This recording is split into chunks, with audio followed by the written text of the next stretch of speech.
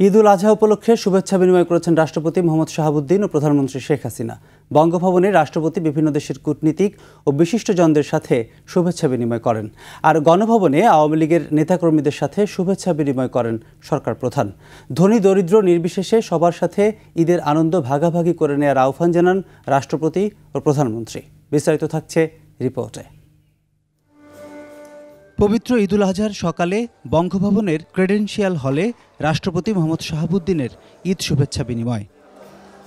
বিভিন্ন দেশের কূটনীতিক, মন্ত্রিপরিষদের সদস্য, প্রধান বিচারপতি, উচ্চপদস্থ কর্মকর্তা ও গণমাধ্যম ব্যক্তিত্ব এবং বিভিন্ন শ্রেণী পেশার বিশিষ্টজনদের সাথে শুভেচ্ছা বিনিময় করেন রাষ্ট্রপতি।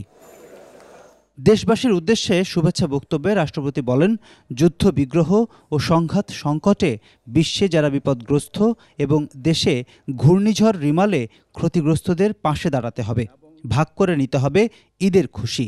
পশু কুরবানির সাথে সাথে যাতে আমরা অন্তরের পশুত্ব, কলুষতা, হিংসা, বিদ্বেষ পরিহার করতে পারি, মহান আল্লাহর দরবারে এই প্রার্থনা করছি।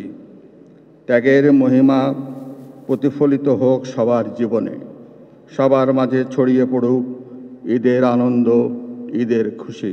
কোরবানির বর্জ্য যথাসময়ে অপসারণে দেশবাসীকে সহযোগিতার আহ্বান জানান রাষ্ট্রপ্রধান।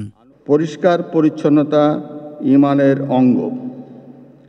কীট পতঙ্গ, মশামাছি ও বিভিন্ন রোগের প্রকোপ থেকে রক্ষা পেতে কোরবানির পর বাড়ির আশেপাশের পরিবেশ পরিচ্ছন্ন রাখতে সকলকে দায়িত্বশীল ভূমিকা রাখতে আহ্বান জানাচ্ছি।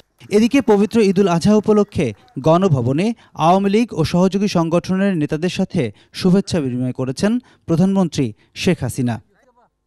ঈদের নামাজ শেষে গণভবনে প্রধানমন্ত্রীকে ফুল দিয়ে শুভেচ্ছা জানান আওয়ামী লীগ সাধারণ সম্পাদক ওবায়দুল কাদের সহ দলের সিনিয়র নেতারা। সহযোগী সংগঠনের নেতারাও প্রধানমন্ত্রীকে শুভেচ্ছা জানান। প্রধানমন্ত্রী তার কার্যালয়ের বিভিন্ন বিভাগের কর্মকর্তা কর্মচারীদের সাথেও শুভেচ্ছা বিনিময় করেন। প্ররূপ চক্রবর্তী, 21 টেলিভিশন, ঢাকা।